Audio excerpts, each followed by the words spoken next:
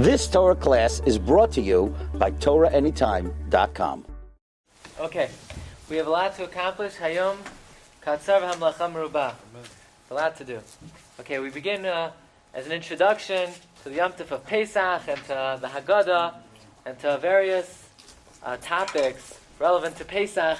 We begin with number 1, the first pasuk on the sheets, where when Bnei Yisrael were about to leave Mitzrayim, the pasuk says, "U'moishav Bnei Yisrael asher yashvu b'Mitzrayim."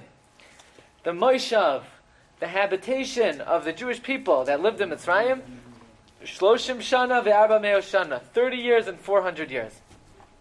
So the pasuk says, Bnei Yisrael were in Mitzrayim 430 years. Vayihi mikeit Shloshim Shana ve'arba me'o Shana, at the end of 430 years, Vayihi be'etzem hayom hazeh, was the middle of the day, Yatsu kol tzivos Hashem me'eretz Mitzrayim, all the hosts of Hashem left Egypt. Very interesting. The pasuk says that how long did Bnei Yisrael live in Mitzrayim for? It says 430 years. Very strange. Were Bnei Yisrael actually in Mitzrayim 430 years? Is that true? Is that true? Rashi makes the following calculation. He says, let's make a calculation. Levi's son Kahas, okay? Levi's son Kahas came down to Mitzrayim. Kahas' son Amram was in Mitzrayim. Amram's son Moshe left Mitzrayim. So, starting with Mitzrayim, leaving Mitzrayim, you only have 3 generations. Kahas, Amram, Moshe. Okay? If you add up all of their years, you get 355, approximately. Okay? Now, plus, Amram was born already, a lot of the years overlapped. When Amram was born, Kahas was already a grown man.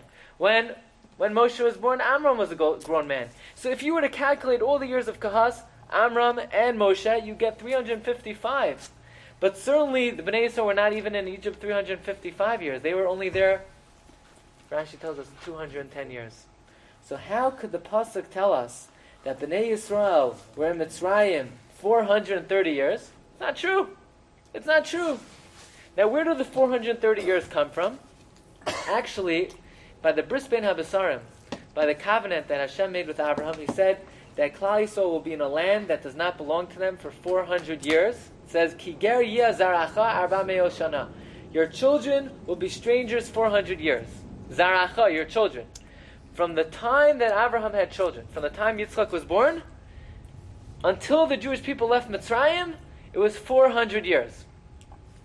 Okay? From the time Yitzchak was born until they left Mitzrayim was 400 years. From the time Hashem told Abraham that the Jews would go down to Mitzrayim until they left Mitzrayim, it was 430 years. See, let's just get the calculation clear.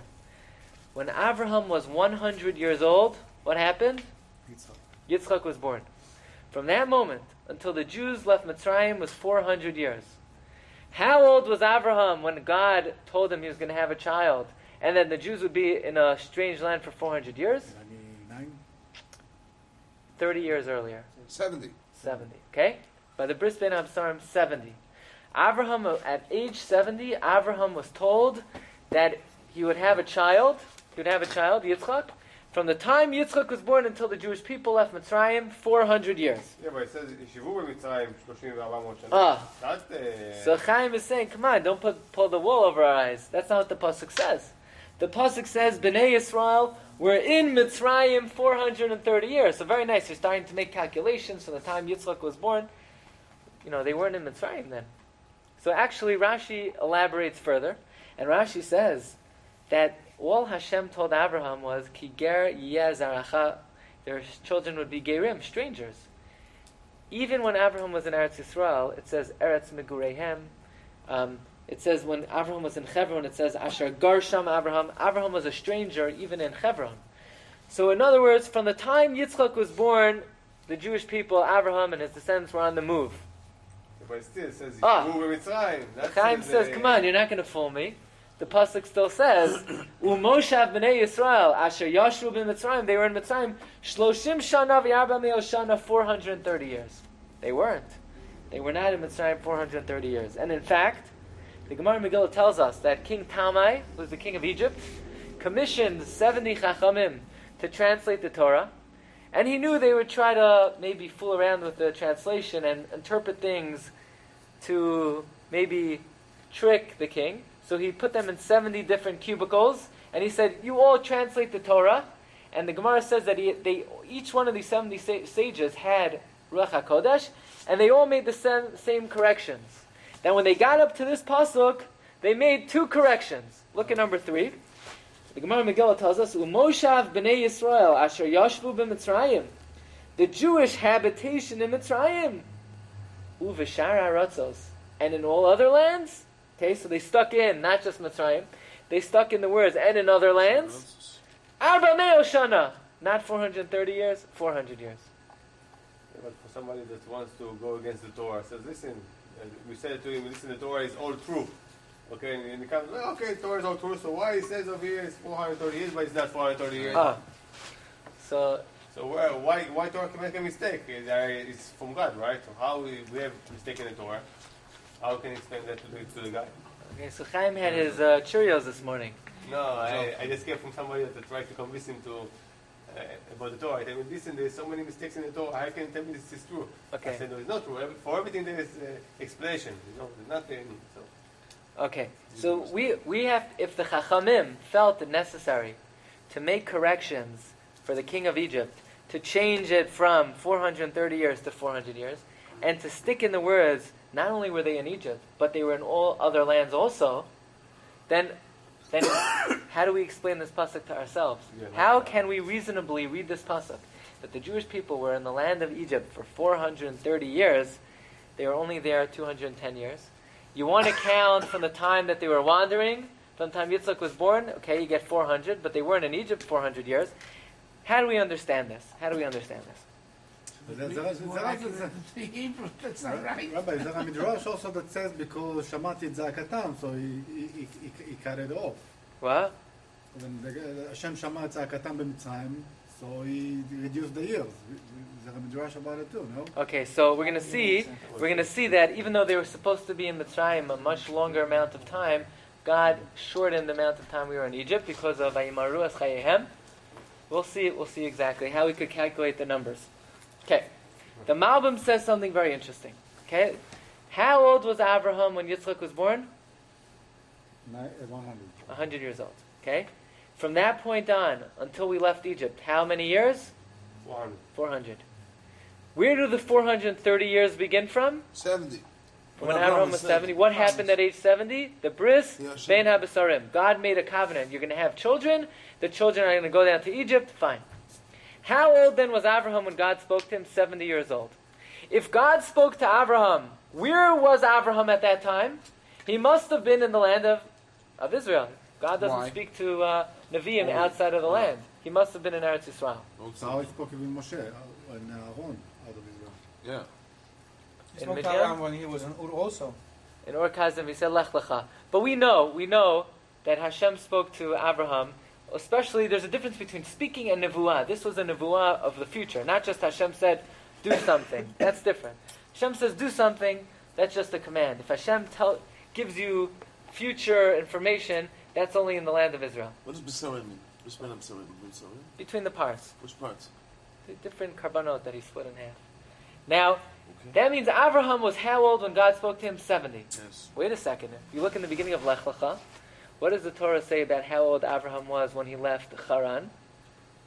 The Torah says he was 75 years old. Abraham ben Chamesh v'Shivim Shana b'Tzeisomei Haran. So 1 second.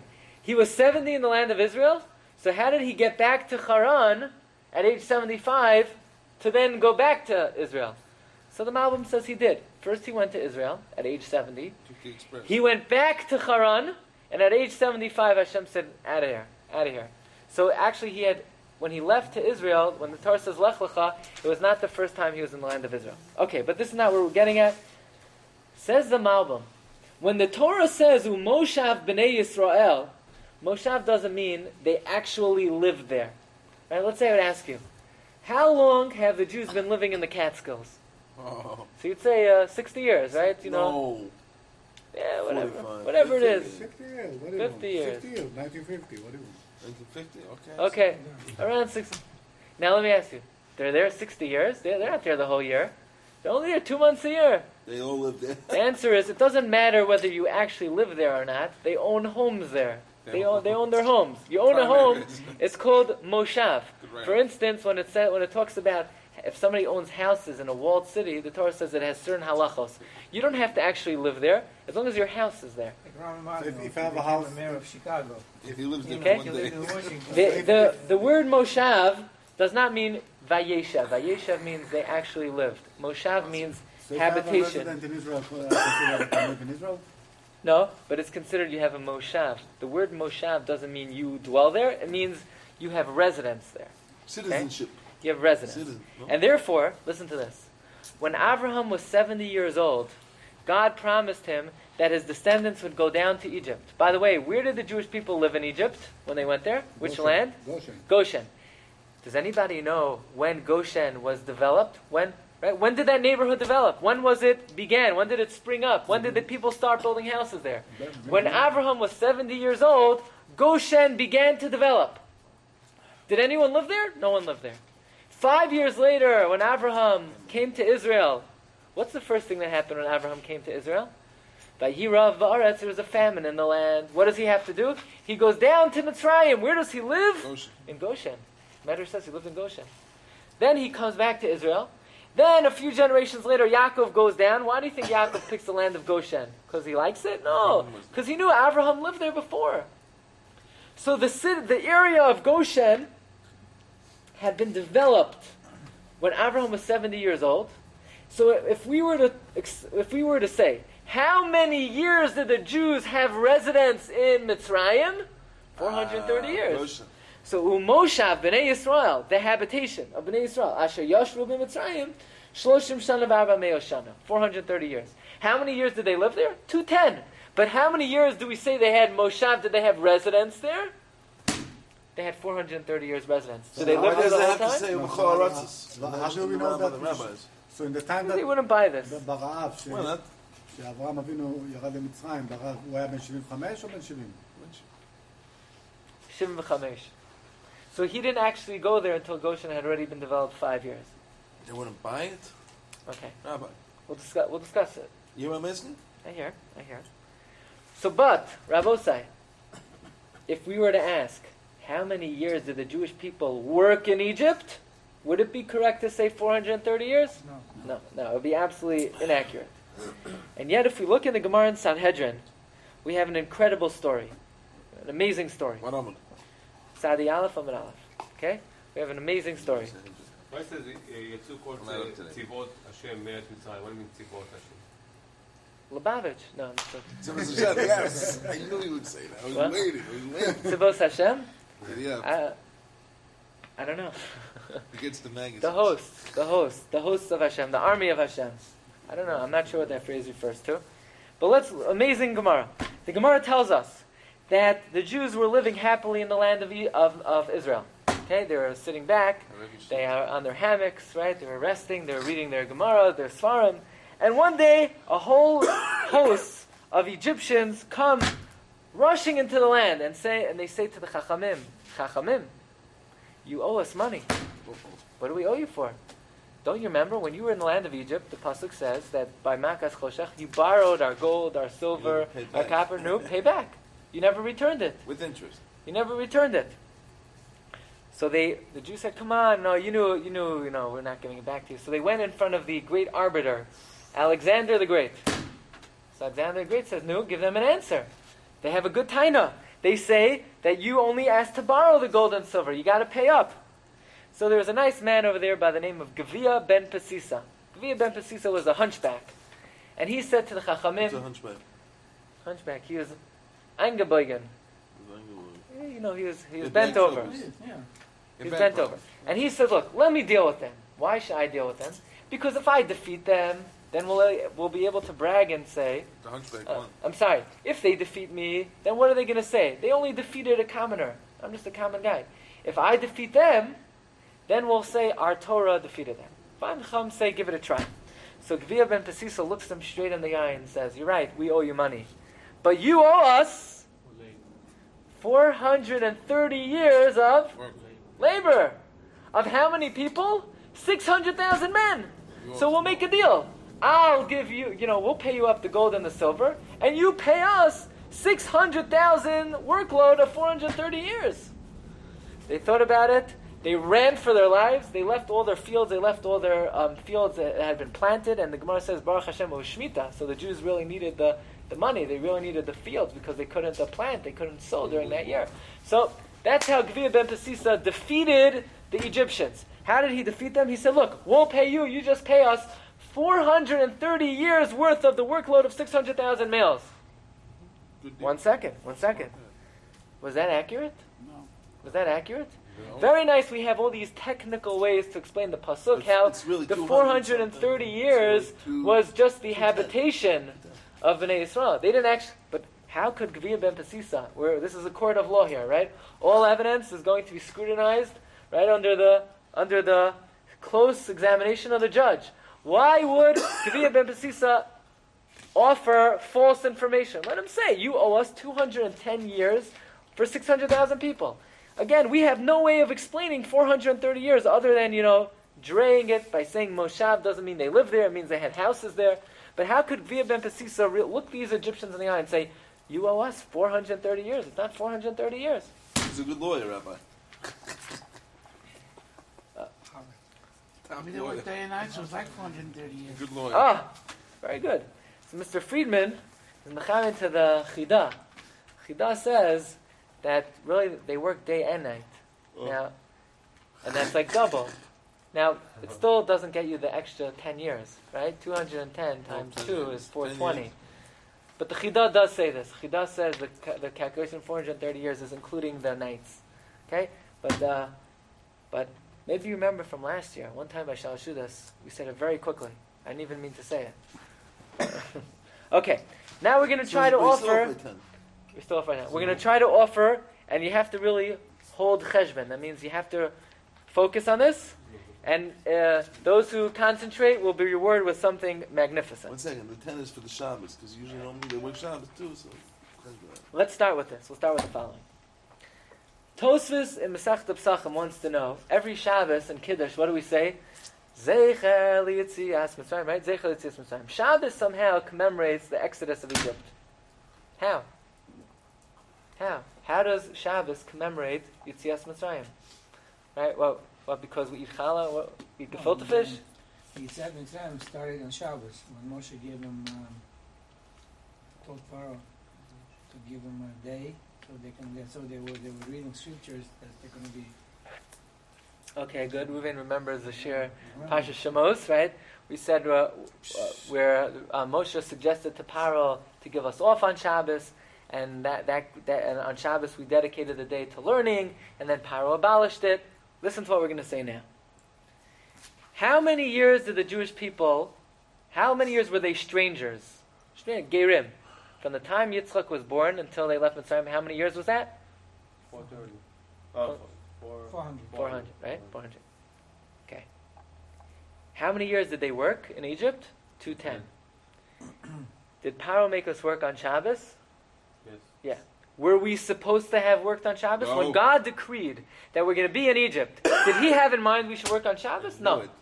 So out of those 210 years, how many years worth of Shabbos were there? A lot. Every 1 year to you 10. have 52. 52 times 52. Shabbos. 52. Out of 210 years, 1/7 of it is 52 to 54. Shabbos. 110, 100, Come on. 52, 52. it's What's one- a seventh of 210? 7 of 210? 30. It's 30. 30. So that means you had 30 years worth of Shabbos that they should not have been working, and Paro made them work. So even though they were strangers for 400 years, 30 years, they really should not have been working. 30 of those years, you could add on top of that. In other words, they were in Mitzrayim 210 years. Every seventh day, they should have been off. Because they worked, that's like adding another 30 years to the cheshbon. So you have 400 years of being a stranger, plus another 30 years, you get 430. It's still a little bit, it's not perfect, because they didn't actually work 430 years. The first 190 years, they were just wandering around, So, but it gives you another way of looking at the 430 years, even though they were only there 210. But since 1/7 of it was Shabbos that they should not have been working, you could tack on another 30 years.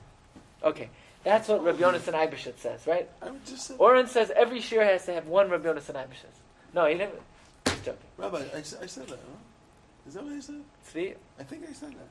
even if you didn't say it, you could have said it. No, I did. You heard, no? Shabbos. Let's ask an important question since we're not on video. Yeah. I saw that they have in Rabbi Yonasan Eibeshitz Haggadah. Is that what you use? No, but I never saw that. Where did you see that? One of the Judaicals. You're gonna have to tell me. Rabbi, what about Sundays? They don't work Sundays either. So, but they made them work Sundays. We can include that. That's going to cover it. Only in America you don't work Sundays. In every other country. No, they don't work Shabbos. They don't work Friday. Okay. Let's move on. Look at number 7. We have a lot to do. Number 7. Okay? This is talking about the beginning of when after we've been tortured and we were harassed and we were worked and we were subjugated, the Bnei Yisrael began to cry out to Hashem. Look at this pasuk; it's incredible. Vayhi bayamim harabim haim. It was in those days. Vayamas malach Mitzrayim. The king of Egypt died. Vayayanchu Bnei Yisrael min ha'avodah. The Bnei Yisrael groaned from their labor. Vayizaku, they cried out. Vatal shavasam el ha'elokim min ha'avodah. And their outcry went to Elokim from their avodah. Okay. Vayishma Elokim heard. That's not akasim their outcry. Vayizkar Elokim remembered. As Brisa was covenant, as Avram was as Yaakov. Vayar Elokim saw, as Bnei Yisrael. Vayeda Elokim, and Elokim knew. What is the most prominent aspect of these psukim? Rachamim says Elokim, right? Elokim. How many times does it say Elokim? 4. That's one. Vayishma Elokim, 2. Vayiskor Elokim, as we say. Vayar Elokim. Vayed Elokim. I mean, this is not, if anybody would write a composition like this, right? And Tzvi went to the store, and then Tzvi bought something in the store, and then Tzvi went home. Enough Tzvi already, right? You should say Tzvi went to the store, and he went home, and then you use a pronoun. After you use the noun, you use the pronoun.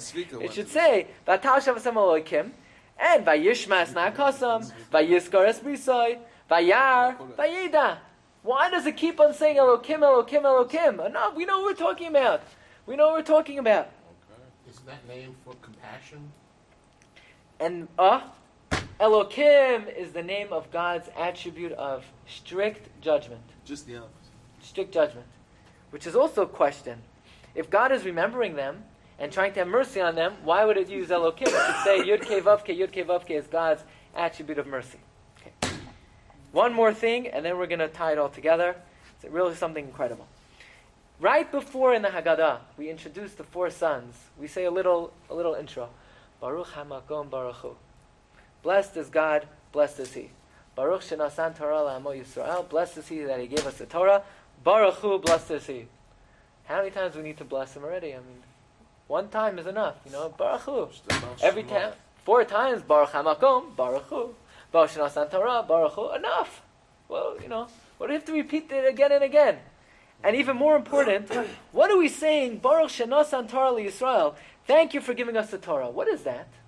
Says the Shibbolei Haleket, one of the Rishonim, since most of the Haggadah are drashos, it's not just we're reading a story. We're reading psukim from the Torah, we're reading Gemaros. It's Torah. Before you learn Torah in the morning, what do you have to do? Birchas HaTorah.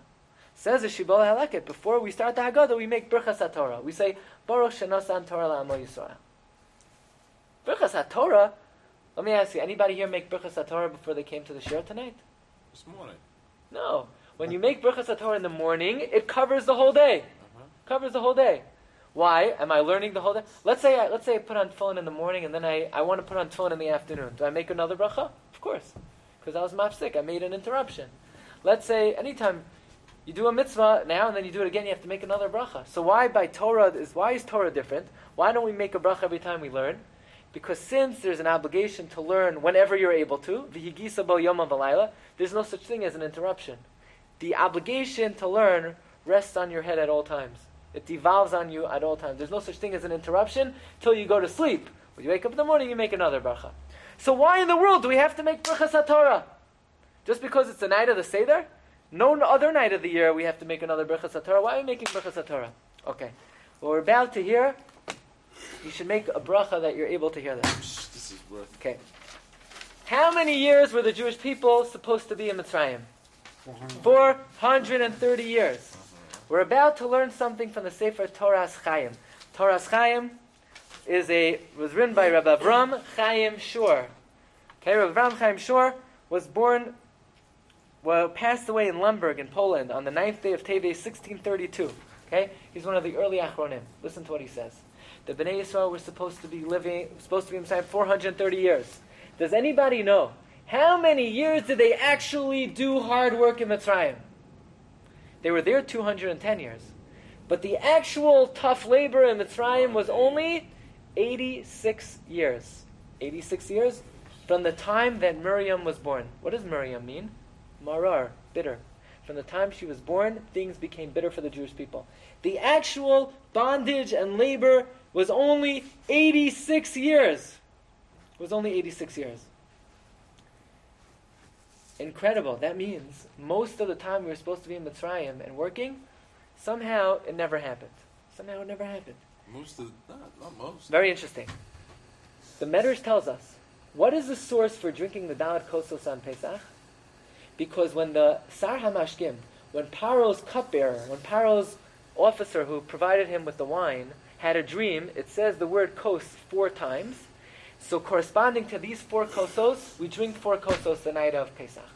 What does one thing have to do with the other? Because this officer dreamt about 4 cups, therefore we drink 4 cups the night of Pesach? Yeah. Because the Medrash tells us that the dream of the Sar HaMashkim represented the eventual geula of the Jewish people. And Yosef, when he saw the dream of the Sar HaMashkim, he saw wine being crushed and then poured into Paro's cup. He saw in that the eventual redemption of the Jewish people. Why? Because what's wine? You take it, you smash it, you crush it, you step on it, but then you bring it, and it's Olah, Shulchan Malachim. You bring it before the king. It goes from the lowest to the low, right? In some countries they step on it with their bare feet, and then they bring it to the king. Then he realized, Yosef saw in that the redemption of the Jewish people. And each one of these 4 kosos, in that Yosef saw that not only will the Jewish people will be redeemed quicker than we're supposed to. Let's make a calculation. They're supposed to be in Mitzrayim 430 years. How long were they working? 86. What percent is 86 of 430? Exactly 30. 1/5. Okay, 86 times 10 is 860. So times 5 is 430. Okay? That means the Bnei Yisrael only did 1/5 of their service. Says the Torah Chaim. We're going to say now a new explanation. B'chamushim alu Bnei Yisrael me'eretz Mitzrayim. We always learned it to mean only 1/5 of the Jews left Mitzrayim. Or we learned the pshat, they left out with 5 children. Or one pshat is they left Mitzrayim after having only worked 1/5 of what they needed to work. Why? 1/5, each one of the 4 kosos represented, right? 1/5 they worked, 4 parts they got out. Each one of the 4 cups represents one chelek, one portion that they were exempt from. Well, now you know why you're drinking this. Okay? It's a different Okay, you got that? 86. How many 86s are there in 430? 5. That means 4 86s we were exempt from. 4 86s we were exempt from. So when Yosef saw the 4 cups in the dream of the Sar HaMashkim, he realized not only were we leaving early, we were leaving 4 parts early. Okay? Says the Torah Chaim. You know why when the Bnei Yisrael were leaving Mitzrayim, the angel of Mitzrayim was coming after us to get us back? Because he had a great taina. He said, where are you going? You have another 344 years. Get back. You only did 1/5 of your service. You know why the Yamsuf didn't want to split for us? Because the Yamsuf said, where are you going? You still have you have 4/5, you need to get back. You know why when the Meraglim saw the Amalekim arming against them in the land of Israel, what did they say? Let's go back to Egypt. What are they, crazy? Imagine, right? Imagine the Jews, they left Germany, they left Poland in 1945. They said, let's go back. Go back to Mitzrayim where they were tortured? Yeah, because they realized they did not do their service. And they saw the Bnei Ephraim, the children of Ephraim's tribe left early. And what happened to them? They were wiped out. You know that? Ephraim's descendants left early, they were wiped out. So Bnei Yisrael said, you know why they were wiped out? They left early. We're also leaving early. Well, Get back. Get back. Now listen to this. Hold on to your socks. Says the Torah Chaim, each one of the Arba Kosos we drink exempted us from how many years? The Gematria of Kos, 86. Gematria of Kos. Kos is 86. Kaf, 20. Vav, 6. Samach, 6. Each one of the Kosos exempted us from 86 years. Wow. Okay, we're just getting started. Think about it. It's you're gonna get to that. amazing. Now listen to this. Wait. One time, we're just getting started. In Parshas Vayigash, there was a famine in the land of Egypt, right? There's a famine in the land of Egypt. What happens? Yosef says, look, you'll buy food from me. They bought food from him. Yosef owned all their money. They had no more money left. They said, take our sheep. They had no more sheep left. They said, take us as avadim. Yosef bought the entire land of Egypt as slaves. Then what happens?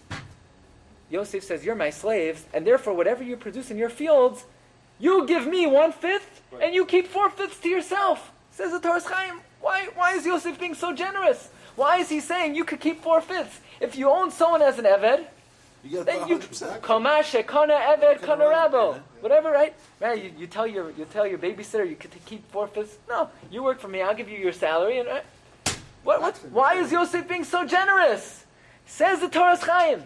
Because Yosef knew a time when Yosef saw in the dream, listen to this, that the Jews would leave 4/5 early. He knew the time would come when the angel of Mitzrayim is going to make the claim, hey, where are you going? Where are you going? You still have 4/5 of your work to do. So Yosef says, let me preempt him. When I own you as slaves, I'm going to forego 4/5 of your labor. I'm going to be mochel. I'm going to forego 4/5 of your produce. You could keep it to yourself even though I own you. So that later when the Jews leave early, you can't open up your mouth and say, we still have to do 4/5 more. Why not? Because Yosef had already been mochel them. We're going to be like 10-15 minutes. Yosef already been mochel them for 4/5 of their labor. Okay? 4/5 of their labor. What else does it say in Vayigash? Yosef says like this. Even though Yosef bought all of the Mitzrayim as slaves, there's one class of people that he did not purchase. Rak HaKohanim. He let the Kohanim off. Why? Says the Torah Chaim. You know why he let the Kohanim off? The priests in Egypt. The priest, not the Kohanim. The priest. The priests. Why? Because Yosef knew that when it comes time for Bnei Yisrael to leave Mitzrayim, what's going to happen? The angel of Mitzrayim is going to come to Hashem and say, look, very nice, the Jews did their work, but did Shevet Levi work in Mitzrayim? You know, Shevet Levi was off the hook in Mitzrayim. They were off the hook. If they were off the hook, then the Mitzrayim can make the claim that only the regular Jews fulfilled Ki Ger Yiyazaracha. Only the regular Jews did their work. But you still need to stay here so that the Kohanim could work. So now Yosef says, no, we've preempted them. Because whatever claim the Egyptians are going to make that the Kohanim have to work, we'll just tell them, yeah, but when we owned you, we let the Kohanim off. So Mida Keneged Mida, you have no claim on our Kohanim. You have no. That's what the Torah Chaim says. So it's saying that all the Levim didn't work What? in Mitzrayim? How do you know that they didn't The work? Gemara says that Shevet Levi was off in Mitzrayim. And Rashi says, what's the proof? The proof is that Moshe and Aaron went back and forth to Paro. How could they just go back and forth into Paro's palace? What do you mean? They were enslaved. The answer is Shevet Levi was off the hook. Why did he let them off? Why? Why did they do what? Everybody was working very hard, double time. It was a rule because it was already precedented from the time of Yosef that the Kohanim don't have to work. They're not subject to the laws of the king. So what did they do all day? Let me get this out because we have a lot of What did information. they do all day?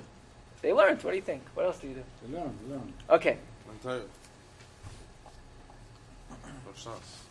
When let's say the Beis Hamikdash would be built today, when do you set aside the Korban Pesach? You set aside the Korban Pesach whenever you want, up to Erev Pesach. Even Erev Pesach, you could take the Korban Pesach and set it aside. However, the year the Jewish people left Mitzrayim, when did they have to set aside the Korban Pesach? The 10th day of Nisan, 4 days before they had a shechter. Why?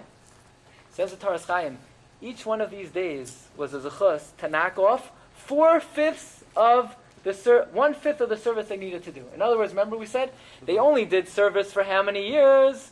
86 years. There were 4 86s. They were off the hook.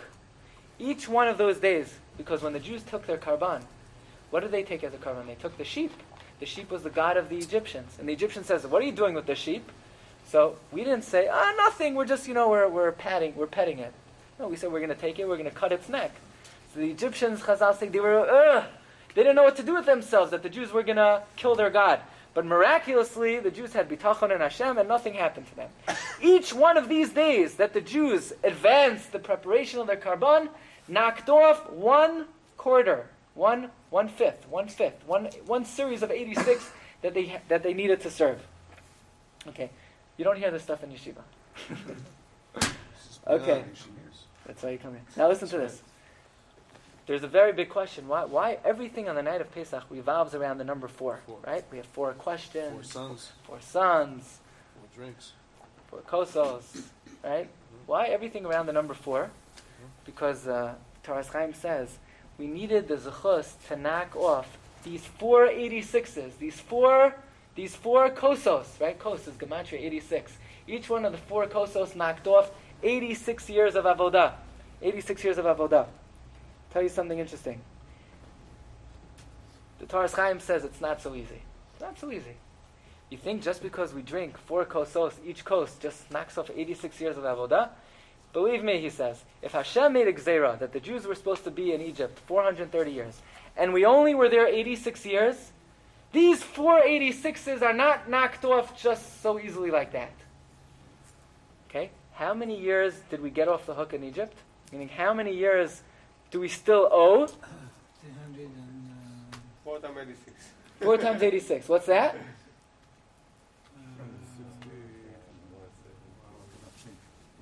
354. 354. 344.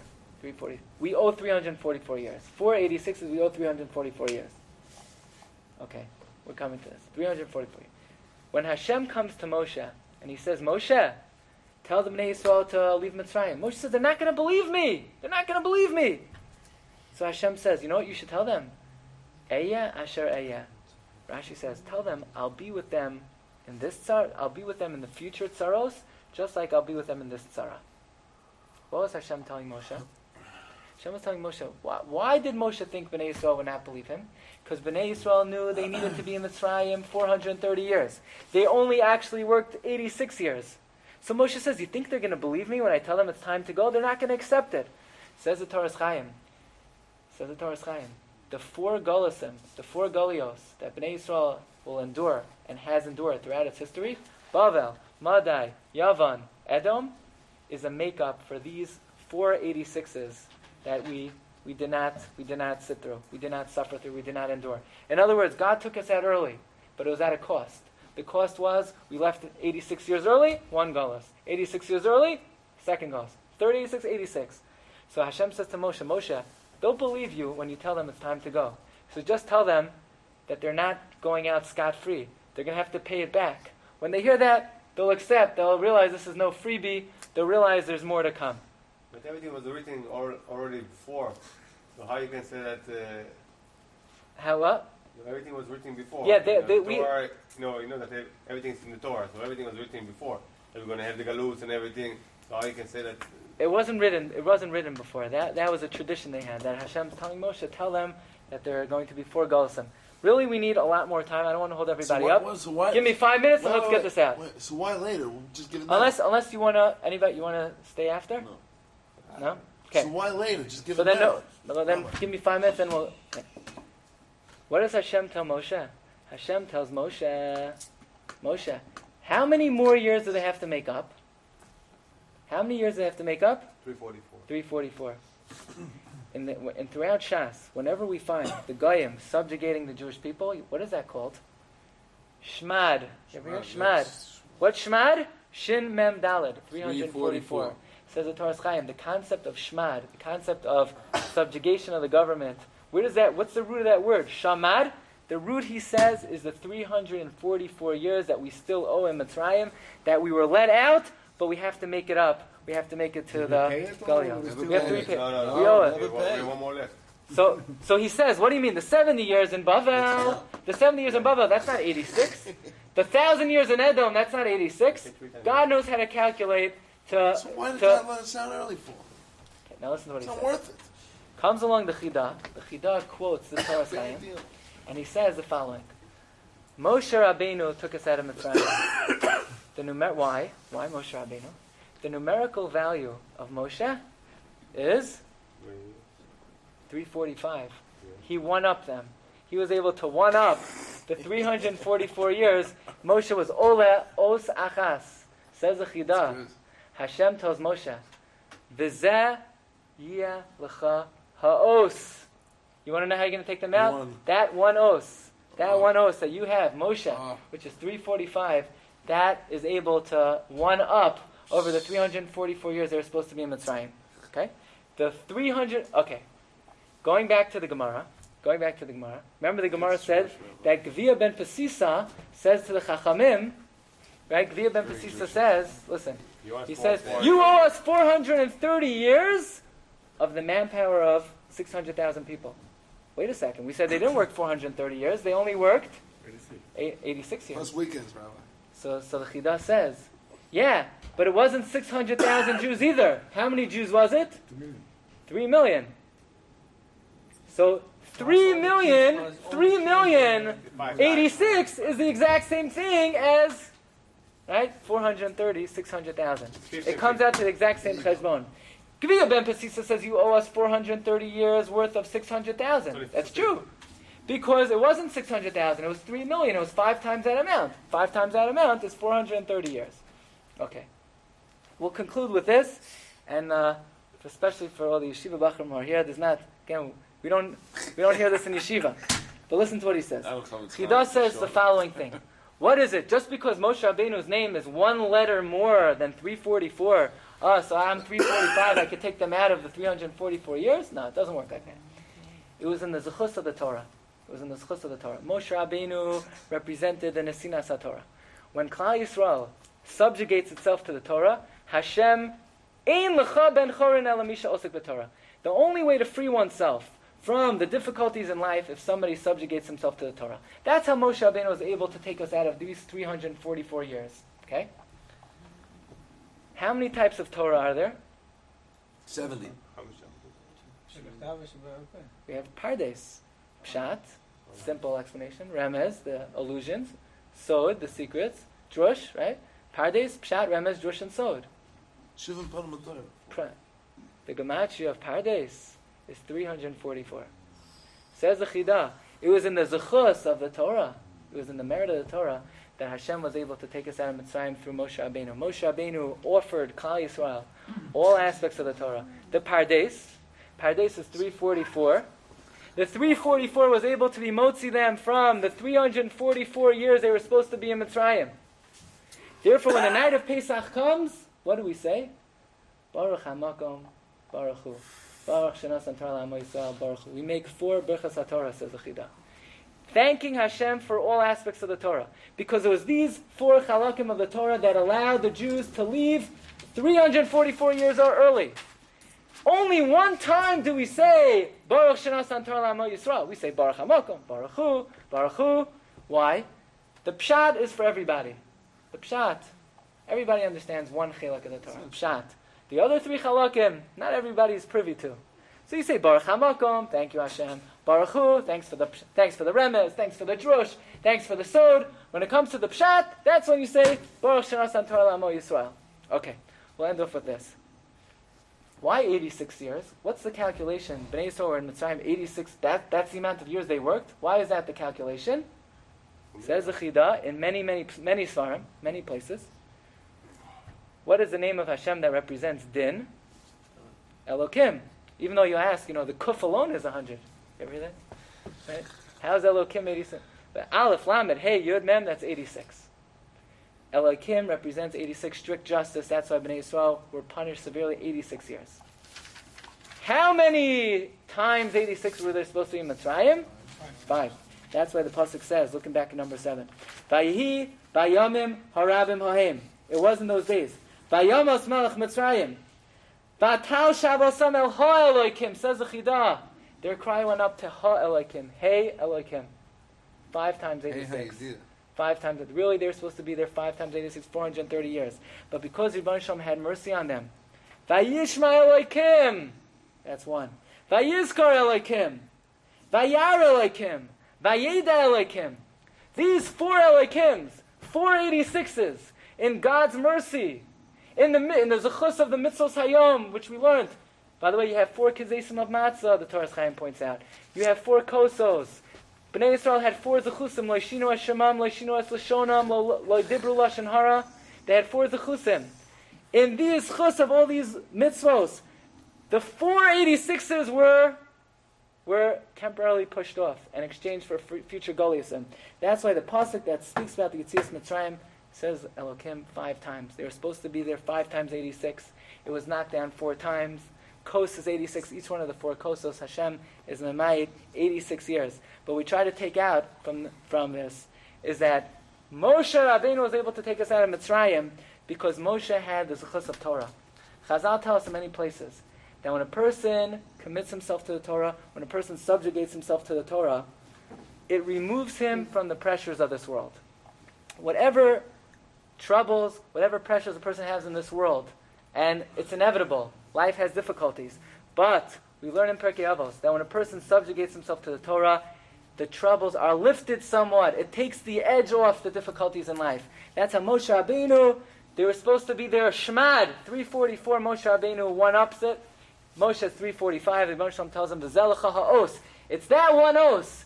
It's in the zechus of the Torah that you're able to take Klal Yisrael and Mitzrayim. Okay, Shkayach, we really need more time for this. You've just experienced another Torah class brought to you by TorahAnytime.com.